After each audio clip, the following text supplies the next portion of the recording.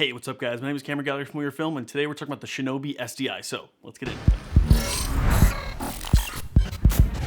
So one of the first things that I noticed when I bought the Ursa Mini Pro G2 is that my small HD could not work because it only had SDI ports. So basically if I didn't have a BNC or SDI out of the camera or a monitor that could do that, I was kind of shit out of luck. So I was doing some research and I really wanted to find a good 5-inch monitor that was lightweight. I didn't need a recorder, but I needed something that was going to be really nice looking, easy to pull focus on, that was going to look nice, easy to get exposure on, that had some tools, but I was really a little less worried about tools, and obviously something that was budget friendly. So when doing research, I actually found there wasn't a ton of options, but one of the first options that came up was the Atomos Shinobi, the SDI version. So I went ahead and purchased it. Again, this is something I purchased with my own money. This is not sponsored in any way. And I have been very, very happy with this monitor. There are a couple things that I want to talk about later, but in general, this monitor has been really awesome to pair up with my Ursa Mini Pro G2. So this thing has a 1080p HD display that is super sharp, really nice and bright. It works very well outside. Now granted, it's not the brightest thing in the world, but I'd say overall, it is still a very bright monitor. So this thing has a 3G SDI in and out, along with an HDMI in, which is really nice in case I was using the HDMI camera as well. This thing also has some of the Atomos tools that we'll get into later, but as a whole, this thing is basically for me just a monitor. So some of the things that I really love about this monitor is first and foremost,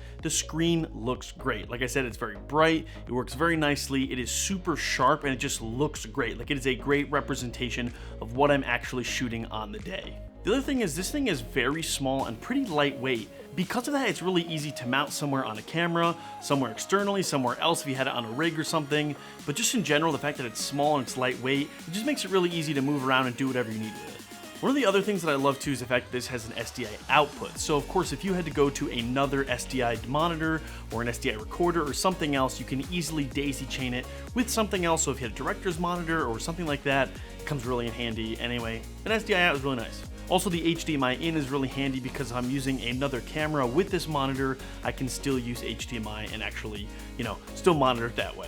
Now, I kind of wish it had an HDMI out because then I could go into a large HDMI display if I had that. But again, that's just nitpicking. But in general, again, the in and outs are really, really nice.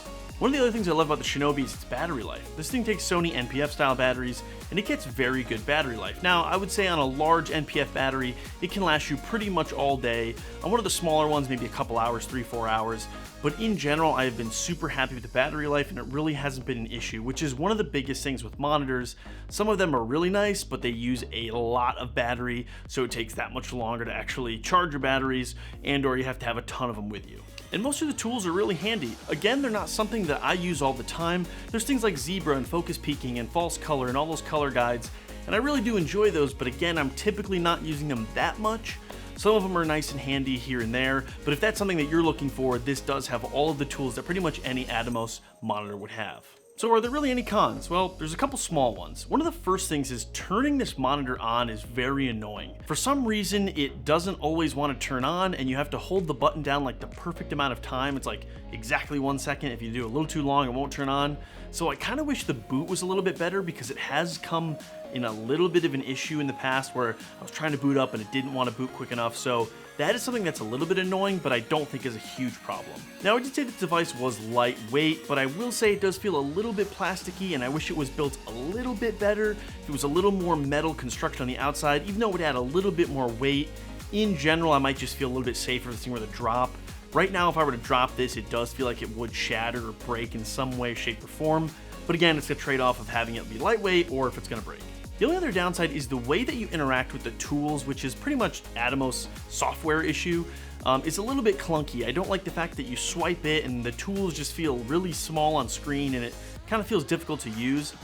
That's one thing I do love about small HD monitors. I feel like the tools are very simple and easy to use at any point in time.